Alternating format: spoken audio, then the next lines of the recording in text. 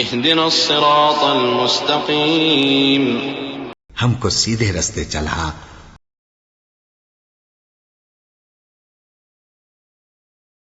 أعوذ بالله من الشيطان الرجيم. بسم الله الرحمن الرحيم. عما يتساءلون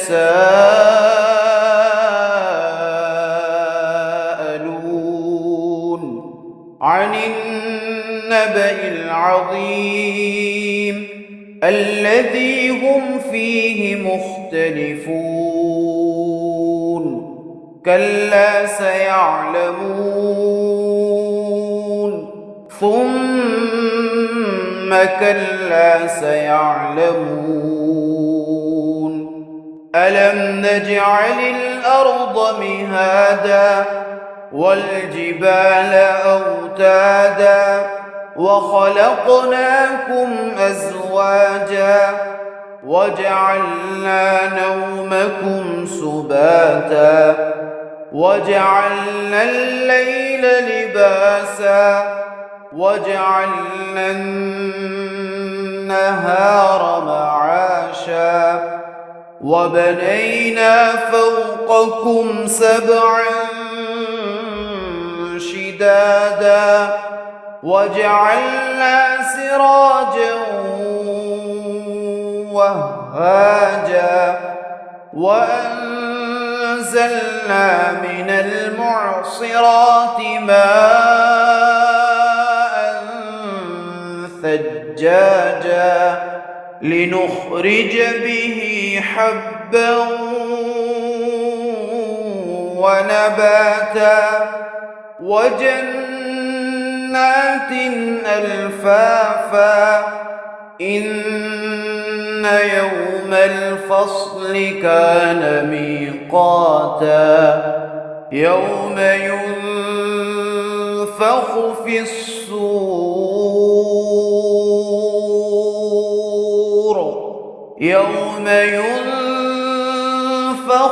الصور فتأتون أفواجا وفتحت السماء فكانت أبوابا وسيرت الجبال فكانت سرابا. إن جهنم كانت مرصادا للطاغين مآبا لابثين فيها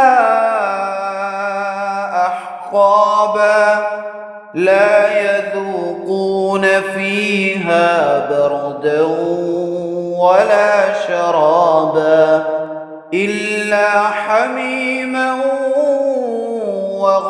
وغساقا جزاء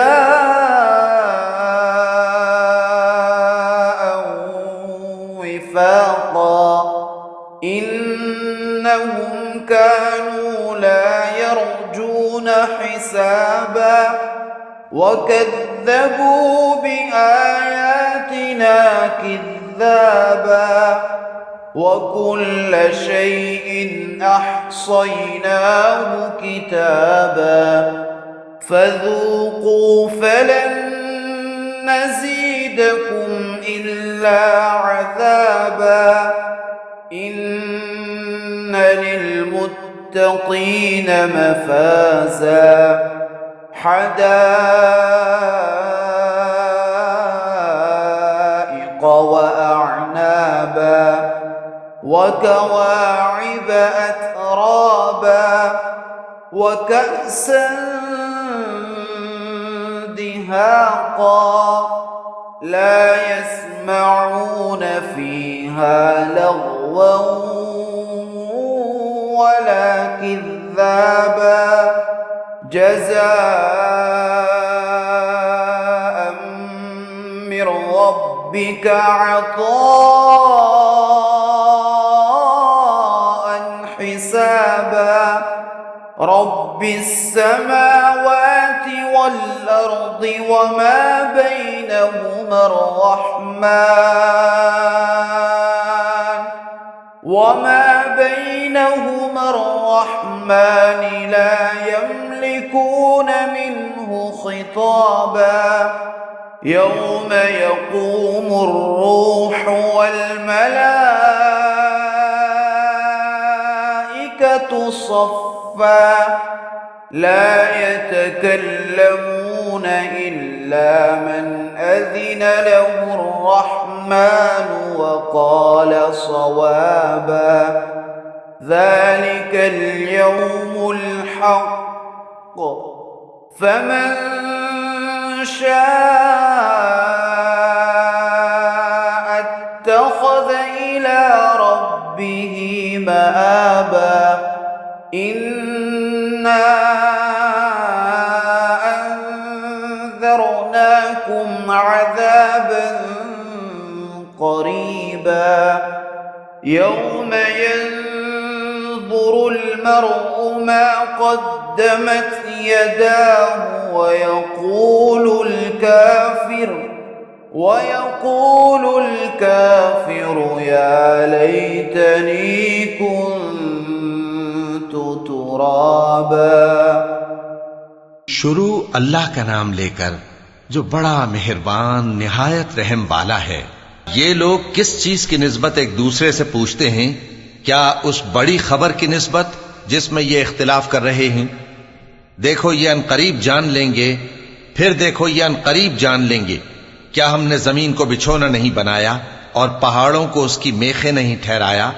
اور ہم نے تم کو جوڑا جوڑا پیدا کیا اور نیند کو تمہارے لیے موجب آرام بنایا اور رات کو پردہ مقرر کیا اور دن کو معاش کا وقت قرار دیا اور تمہارے اوپر 7 مضبوط آسمان بنائے اور آفتاب کا روشن چراغ بنایا اور نچڑتے بادلوں سے موسلا دھار میں برسایا تاکہ ہم اس سے اناج اور نباتات پیدا کریں اور گھنے گھنے باغ. بے شک فیصلے کا دن مقرر ہے. جس دن سور پھونکا جائے گا تو تم لوگ فوج در فوج موجود ہوگے اور آسمان کھولا جائے گا تو اس میں دروازے ہو جائیں گے اور پہاڑ چلائے جائیں گے تو وہ ریت ہو کر رہ جائیں گے. بے شک دوزخ گھات میں ہے، یعنی سرکشوں کے لیے کہ ان کا وہی ٹھکانہ ہے، اس میں وہ صدیوں پڑے رہیں گے. وہاں نہ ٹھنڈک کا مزہ چکھیں گے نہ کچھ پینا نصیب ہوگا مگر کھولتا پانی اور بدبودار پیپ.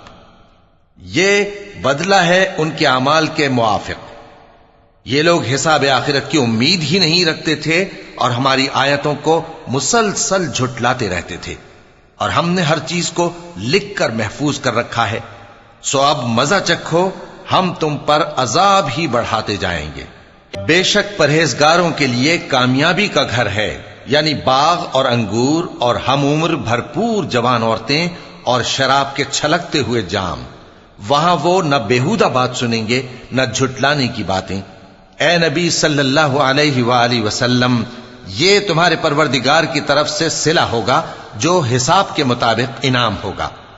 وہ پروردگار کہ جو کچھ آسمانوں اور زمین میں اور جو ان دونوں کے درمیان ہے سب کا مالک ہے، بڑا مہربان ہے، کسی کو اس سے بات کرنے کا یارہ نہ ہوگا. جس دن جبریل امین اور دوسرے فرشتے صف باندھ کر کھڑے ہوں گے تو کوئی بول نہ سکے گا مگر جس کو رحمان اجازت بخشے اور وہ بات بھی درست ہی کہے. یہ دن برحق ہے، پس جو شخص چاہے اپنے پروردگار کے پاس ٹھکانہ بنا لے. ہم نے تم کو عذاب سے جو قریب آنے والا ہے آگاہ کر دیا ہے، جس دن ہر شخص ان اعمال کو جو اس نے آگے بھیجے ہوں گے دیکھ لے گا، اور کافر کہے گا کہ اے کاش میں مٹی ہوتا.